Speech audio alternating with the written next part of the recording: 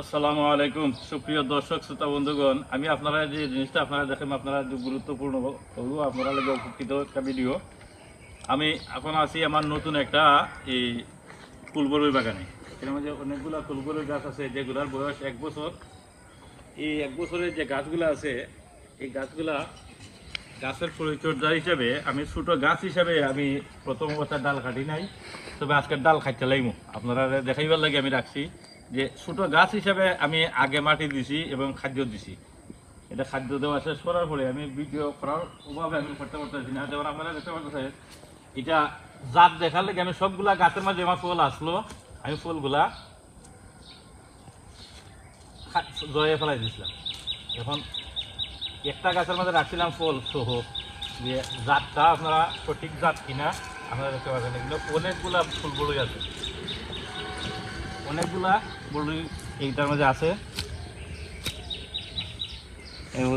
আছে এই যে দেখেন, আমি আর সময় দিতাম না। এই যে দেখেন বড়ই, এই যে দেখেন এটা হয় কাশ্মীরি আপেল কুল।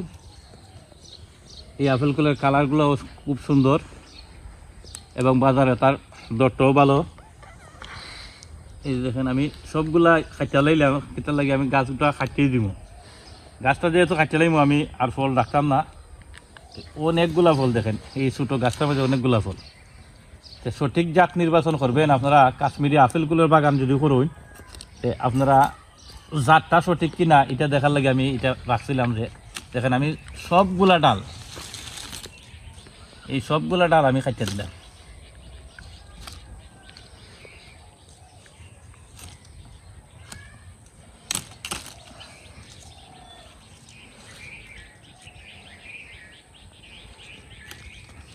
এই দেখেন আমি পুরা গাছটাই আমি খাইতে দিলাম।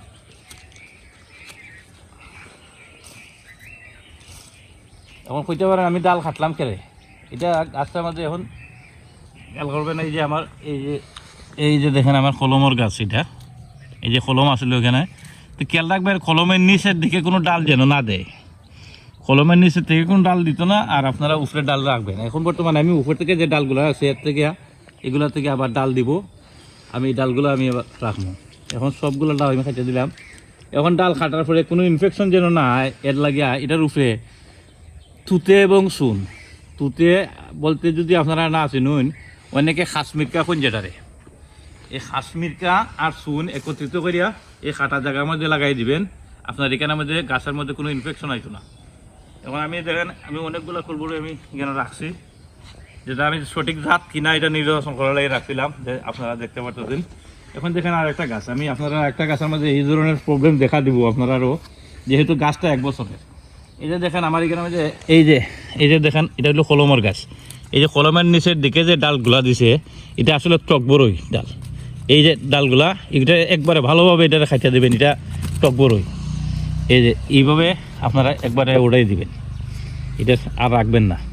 এখন এই যে ডালটা দিছে আপনারা দেখেন, এই গাছটাতে যদি সোজা রাখতে হয় এই ডালটা গুড়িটা ধরো, এই যে দেখেন এখান থেকে ডালটা দিছে, এই ডালটার মধ্যে আমি দেখতেছি যে গাছটা খাইতে হয়ে গেছে সেইদিকে। কারণ আমি গাছটাতে এখন চাইলে আমি এটাতে এই বড় ডালটাই আমি খাইতে দিলাম। আপনারা মনে করবেন যে এই দেখুন বড় ডালটাই আমি খাইতে দিলাম। বড় ডালটা খাইতে দিলাম, দেওয়ার পরে আমি বড় ডালটা কাটার কারণ হইল গিয়া যাতে এই গাছটা আমি সোজা করে দিতে পারি। এখন গাছটা সোজা হইব, আমি এটারে সোজা রেখে দিব, গাছের ডিজাইনটাও বদলে দিব। এবং আপনারা এইভাবে কাটবেন টক বড়ই এবং কুল বড়ই, এটা আলাদা করে রাখবেন। এইভাবে যদি আপনারা গাছগুলো আরও পরিষ্কার করিয়া, এখন গাছের গুঁড়ার মধ্যে আমি খানি দিছি। খানিটা দেওয়ার কথা আছিল ফোড়ে। বড় গাছ হইলে আপনারা 1 বছর দূর গাছ হইলে আপনারা আগে মাটি দেওয়া যায় না, কারণ আগে ডাল কাটা লাগে। ডাল কাটার ক্ষেত্রে আপনারা এই ছোটো গাছ হিসেবে আমি আগে ডাল কাটছি না। এবং গাছের গুঁড়ার মধ্যে আপনারা আমি দিছি জৈব সার, গোবর, লাল সার দিয়ে আমি গাছের গুঁড়ার মধ্যে আগাছাগুলো পরিষ্কার করে বাগানটা পুরো পরিষ্কার করে দিলাম। এবার এইভাবে আপনারা যদি পরিষ্কার করুন তাহলে আপনারাও আশা করি আশানুরূপ একটা ফল পাইবেন। এই যে এই গাছটা অনেক বড় হয়েছে, এই গাছটা অনেক বড় হয়েছে। আমি আপনারা দেখাই এই গুঁড়ার মধ্যে যে ডালগুলো আছে, ছোটো ডালগুলো আছে, এই ডালগুলো আপনারা কোনো প্রয়োজন নাই। এই ডালগুলো একবারে কেটে দিবেন, এই ডালগুলোর কোনো প্রয়োজন নাই। এখন দেখেন এই যে বড় একটা ডাল আছে, এই ডালটা আমি কাটে নিলাম।